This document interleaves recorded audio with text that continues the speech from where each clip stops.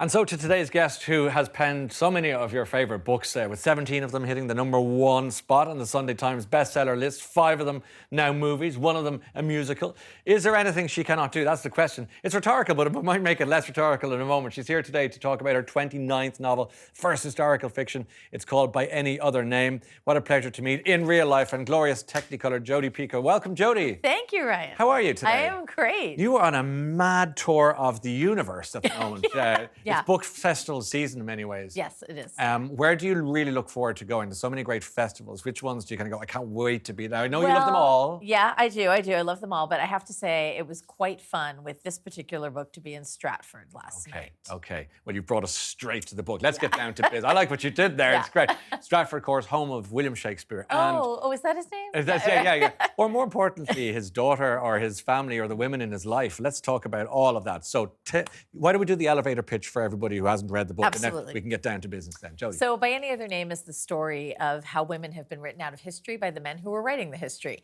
And it follows 2 different narratives. The first, in 1581, tells the story of Emilia Bassano. She is a real-life historical figure. She was a female playwright in Elizabethan times, but you couldn't be published as a female in Elizabethan times. So she pays a man for the use of her name, and that man's name happens to be William Shakespeare.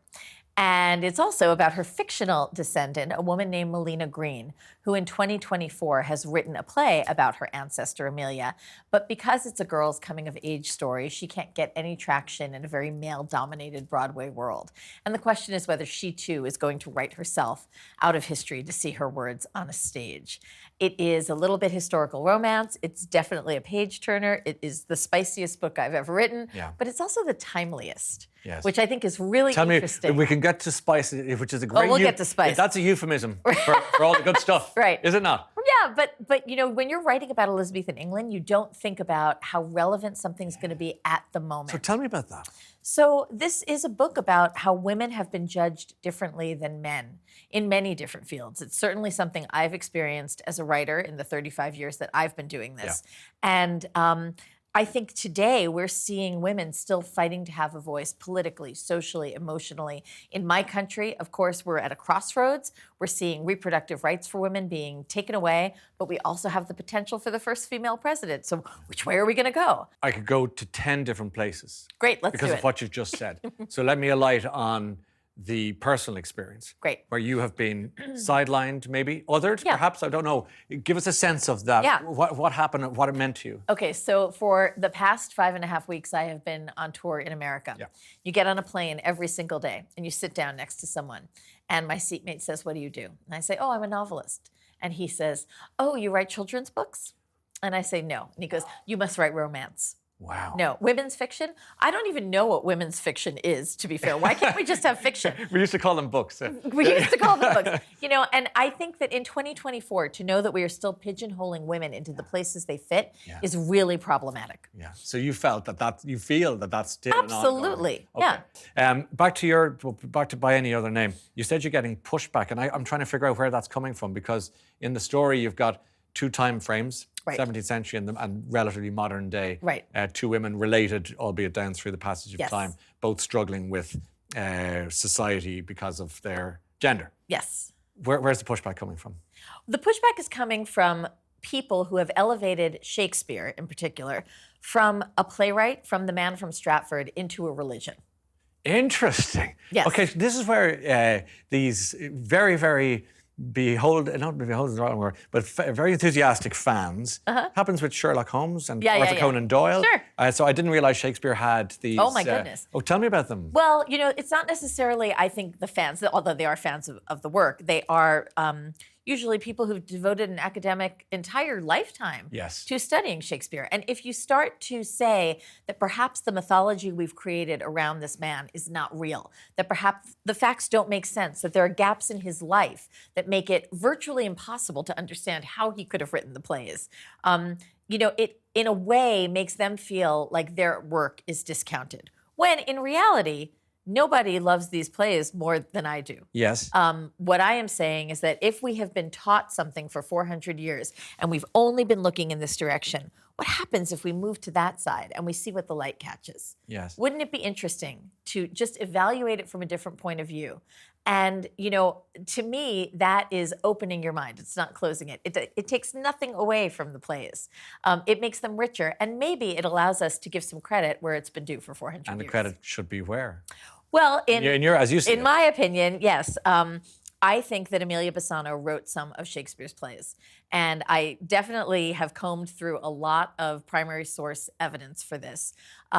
We know certain things about Shakespeare, right? We know, for example, that he was a businessman, he was an actor, he was a producer. We know that he evaded taxes twice. We know that he had multiple restraining orders taken out against him by colleagues. We know that he hoarded all the grain in Stratford during a famine and he jacked up the price so his neighbors had to pay it.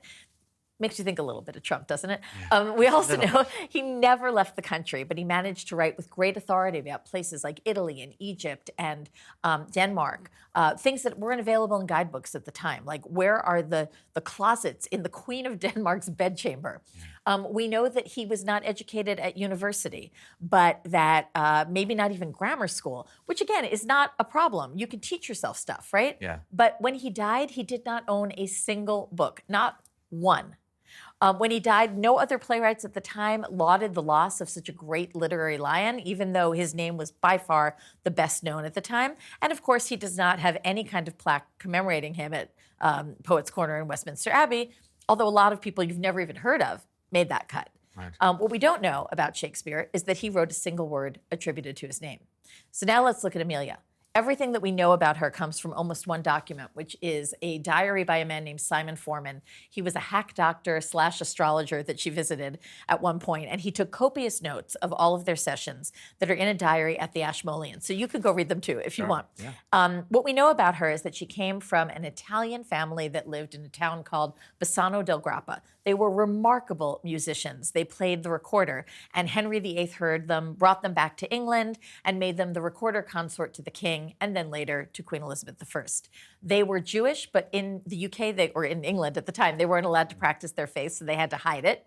When Amelia was 7, her dad died, and she was given as a ward to the Countess of Kent, remarkable lady who gave her a full classical and legal education. Huge, huge for a commoner's child, especially a girl. When she was 12, the Countess got remarried, and Amelia couldn't go. So she winds up living with the Countess's brother, who happens to be the ambassador to Denmark. And that summer, he did take a little diplomatic mission to Denmark, where he met the king and queen. He had dinner with Tycho Brahe, the astronomer whose supernova is the very first scene of Hamlet, and Tycho's 2 cousins, who happened to be named Rosencrantz and Guildenstern. Okay. So, this is like such a takedown. Right. Shakespeare was too big to fail, wasn't he, for history? Well, no. Shakespeare has gaps in his life. Yeah, okay. Amelia goes on to become the mistress of the Lord Chamberlain, who is in charge of all theater in England. So for the 10 years she's living with him, she is immersed in every play that's written has to cross his desk. He knows all of the actors, the playwrights, the producers. She's living among all of them, and at court, going to opening nights, going to rehearsals. And then she gets pregnant and booted out of the house, married off to a terrible man. And we don't hear about her for 20 years, when suddenly she is the first published female poet in all of England ever. Now, that does not just come out of nowhere. Someone in their 40s who is a woman does not just publish the first work of poetry. Wow. She was writing before that. I believe she was doing it under someone else's name. It's brilliant. It is brilliant. What a mystery. I mean, it's a mystery, isn't it? It is, but my point is I've done the work for you. Yes. I've read all the primary sources. They're all peppered in there. And what I want you to do, I'm not telling you shouldn't believe that Shakespeare wrote his plays. What I'm saying is read this, and then let's see if you too can call it coincidence. Let me ask you about yourself for a minute, because you've said in the past that you had quite a boring childhood, which I thought was a great expression, because I did. It's a very honest thing to say, because normally a novelist of your caliber would turn around, well, it was terrible, really. I mean, no, I didn't have a terrible childhood. Not at all. No. So where did this, even talking to you, I mean, we've spoken from afar, from afar, but we've never talked like this in the flesh. It's much more, well, it's much better, isn't it? It's fun, yeah. It's better. For me, anyway. And to hear you talk with such fire in your belly and enthusiasm and curiosity, where did that come from? Was it a teacher? Was it a parent? It's both. I mean, my mom supported my writing in many ways, getting me transferred into the classes of teachers who also wanted me to succeed and to write. I had a whole history of great teachers. I was very fortunate to go to Princeton University in America and to study with living, breathing writers who really made me what I am today. But ultimately, the fire comes from the questions, the controversies, that's That's it, because they say write what you know, and if you say, well, all I knew was quite boring as a kid, respectfully, I say that wouldn't make for great books, and yet you've conjured up all of this. So I'm trying to get to where that came from. So for this book, for example, you know, I was told as an English major that there was a controversy over Shakespeare's authorship, and I didn't believe it. I was Team Shakespeare, 100%. Were you? But then I read this amazing article in The Atlantic by a woman named Elizabeth Winkler, and she mentioned that Shakespeare had 2 daughters who survived infancy. He taught neither of them to read or write. They signed with a mark. I do not believe that that man also created characters like Portia, Beatrice, Kate, Rosalind, these incredible 3-dimensional female characters that nobody else was writing at the time. It just doesn't track, right?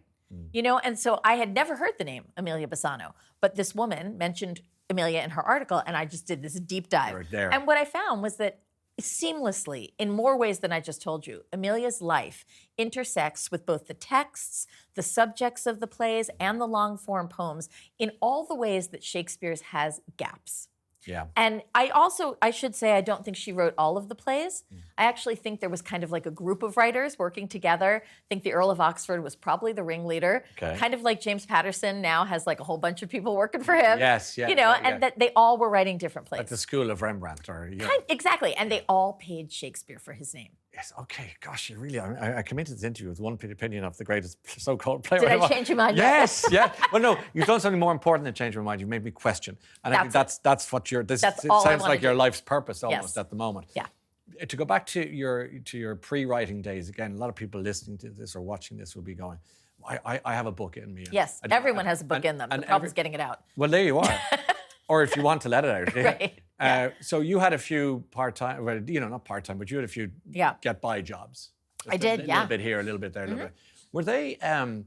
Were they useful, or were they so mundane that they drove you mad, or were they so boring that they made you more hungry for what you wanted to do? In terms of what I'm trying to get, we all have to pay a bill, and we have to pay rent and mortgage and all the rest of it. So it's expensive to have a dream and to make the dream come true. Does this make sense to you? Absolutely. Okay, so how do you transition from the hunger with the okay job, the mediocre job, if you want to call it that, into the publishing deal and the dream come true? Well, I think when it comes to writing, I think real writers write. And it doesn't really matter if anyone's reading what you write. You just need to write. So the whole time I was working all these other jobs, I worked on Wall Street until the stock market crashed in 1987. I had a job at an ad agency. I worked teaching English at both a tuition school and then a public school, which is the opposite in America. Yes. Yeah, I know. Right. And I did all these things, but the whole time I was writing and I was trying to get an agent. Things are very different now. There are a lot more models open to beginning writers than there were when I started. There are hybrid models where you could be with an indie publisher, you can self-publish, you could go home and publish something on Amazon tonight if you wanted to. God help us. But did you ever hit a point where you were hitting your head off the wall saying, my dream is not going to come true. I deserve more than this. I believe in myself. Absolutely. I would just need somebody else to buy into this thing. But you said the most important thing, which is I believe in myself. Yes. And there are a lot of wannabe writers who don't believe in themselves. If you don't believe in yourself, why should anyone else take a chance on you? So you have to feel strongly enough about your conviction to be doing what you want to do. Yeah. And now, obviously, By Any Other Name is the book that has you going, or you're going to Australia soon. I am, yes. You're traveling the world. Yeah. You've lost touch with your family. Your dog doesn't know what you smell like. I know. It's a shame. It's going to be a lot of relearning when you get back home. But to end our wonderful conversation, thank you, by the way, for being with us today. But to end, what is it that keeps you curious?